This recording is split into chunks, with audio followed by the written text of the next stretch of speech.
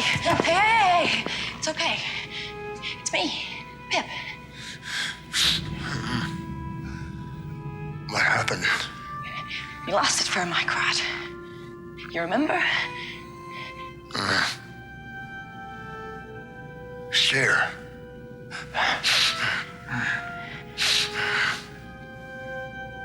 Must know what happened. Yeah. I can't tell you anything. I've had my comms off. I didn't want to wake you. Must know.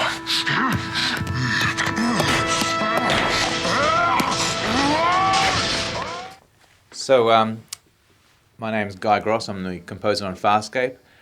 This is the episode My Three Crichtons, another episode that I did kind of early in coming into the team at Farscape.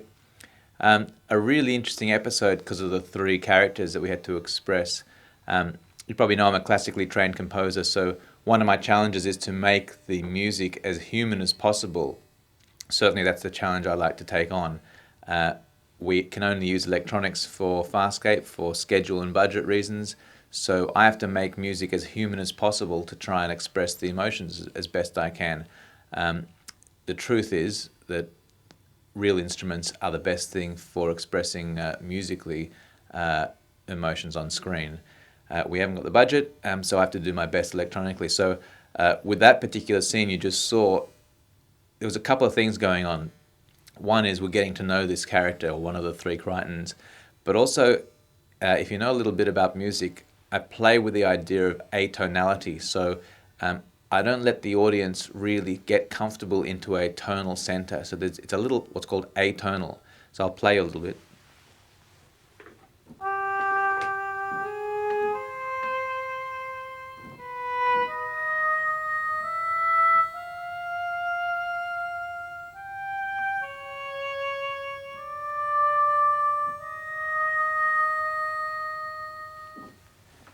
That's it's a sound of an oboe as best as I can do. And none of those notes, I hope, were leading you to a tonal center, so you don't really feel settled. And that's a really good thing for this episode, because it's a really unsettling episode, the whole idea of suddenly three Crichtons. So I used atonality to express that. The dialogue we also just listened to was underscored with that and a clarinet sound.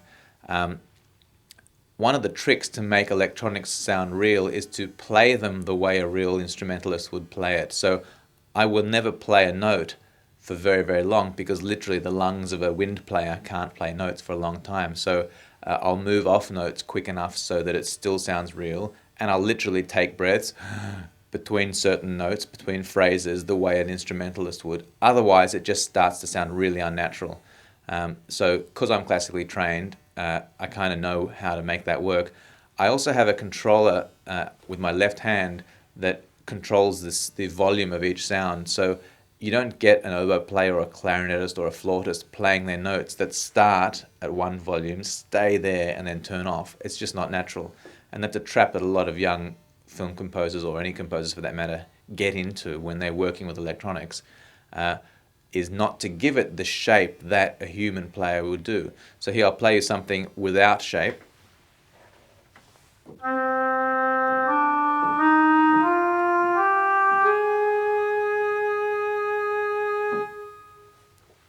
A little kind of on and off.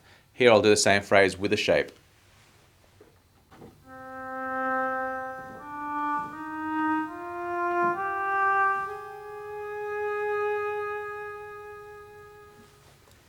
It's only a subtle difference that some of the sounds swelled, some of the notes swelled, faded away, certainly the last one did.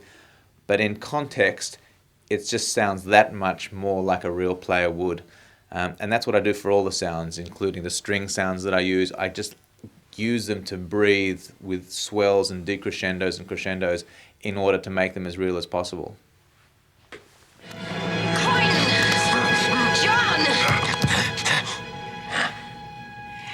That is your name, right?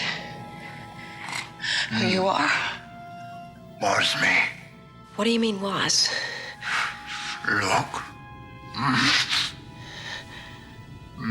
John, no more. Gone. Well, Doesn't look as though we'll learn anything here.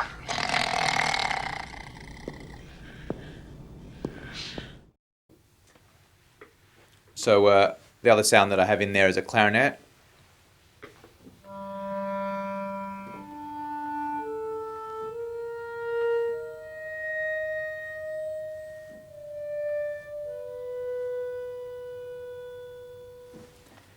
In fact, not until I began on Farscape, when I purchased a few really terrific samplers and samples, did I really start working with woodwind the way I worked with it on Farscape, because literally it just didn't sound good until then.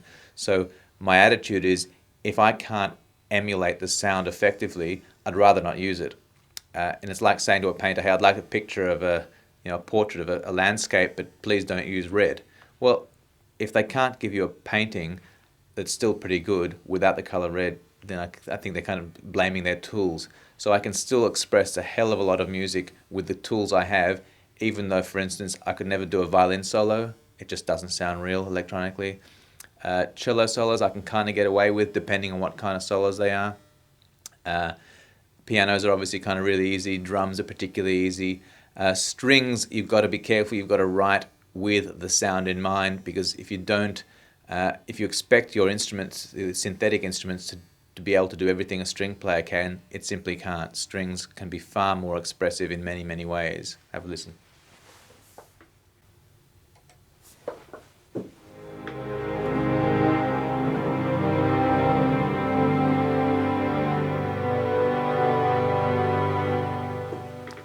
Now that's not a bad sound, but if real people were doing it, it would just have that much more energy and breath in it. So, I'm careful to use strings as lightly and delicately as I can, and not push them to do things they literally can't do.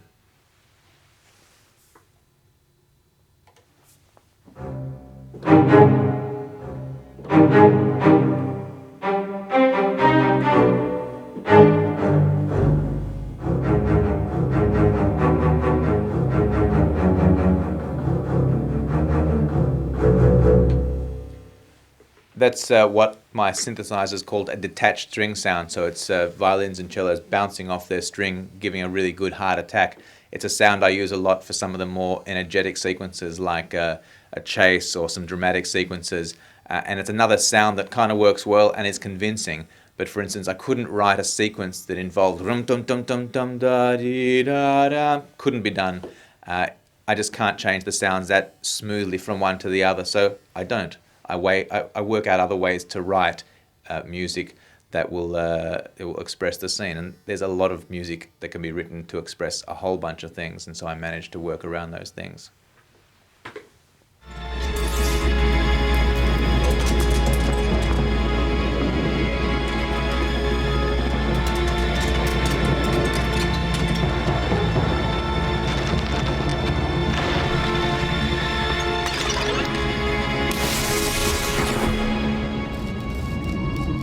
Where is he?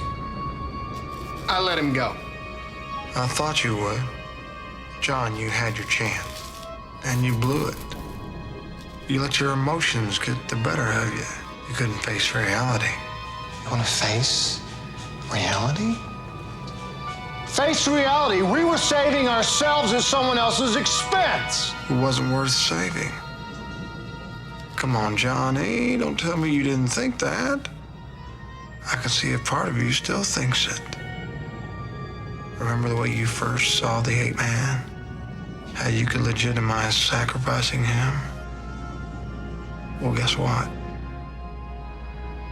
That's the way I see you. Tell me something. If I wasn't here, you wouldn't volunteer to go in the sphere, would ya?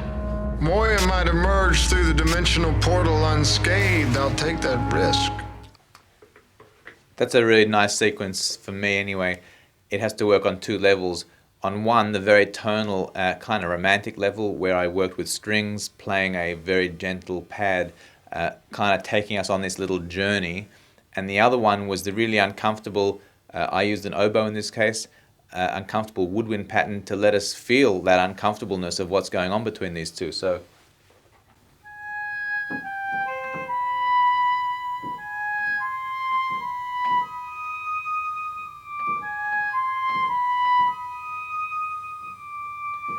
And while that kind of weird atonal thing was going on,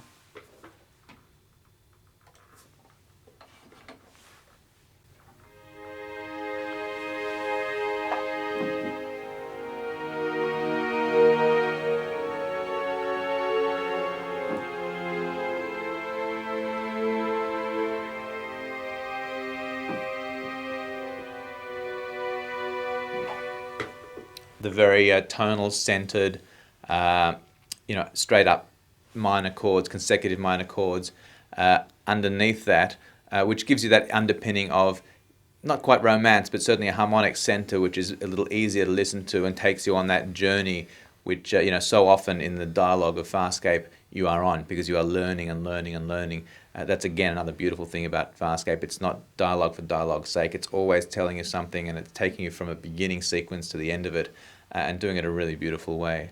So that's this episode. Enjoy, and it's a kind of fun one for music appreciation because of that whole underscore the dialogue. So thanks for listening. Cheers.